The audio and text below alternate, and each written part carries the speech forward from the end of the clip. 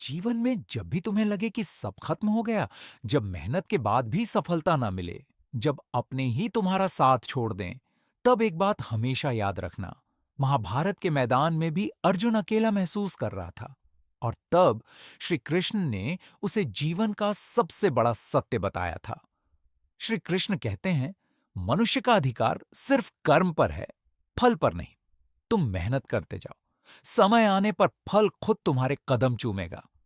आज की दुनिया तुम्हें डराएगी, लोग तुम्हें कमजोर बोलेंगे, तुम्हारे सपनों का मजाक उड़ाएंगे।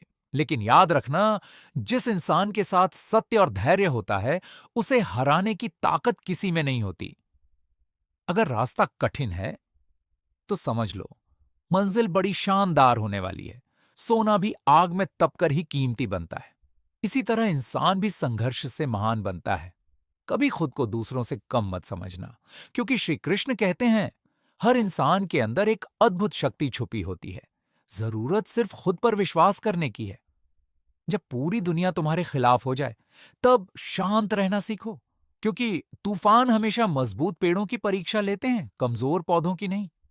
अगर आज तुम्हारे पास कुछ नहीं है, तो निराश मत हो, क्योंकि खाली हाथ वाला इंसान ही मेहनत की असली कीमत समझता है। और जिसने संघर्ष देखा हो, उसे सफलता रोक नहीं सकती।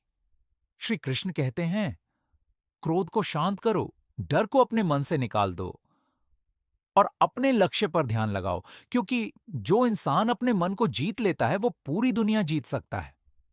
कभी भी बुरे समय से मत डरना। रात जितनी काली होती है, सुबह उतनी ही उज्जवल होती है। आज का संघर्ष ही कल की ताकत बनेगा। इसलिए उठो, अपने सपनों के लिए लड़ो, खुद को इतना मजबूत बनाओ कि किस्मत भी तुम्हारे सामने झुक जाए। और हमेशा याद रखना, अगर तुम्हारे कर्म अच्छे हैं, तो श्री कृष्ण हर मुश्किल में तुम्हारे साथ खड़े हैं। जय श्री कृष्ण। कहानी अच्छी लगी हो तो चैनल को सब्सक्राइब करो।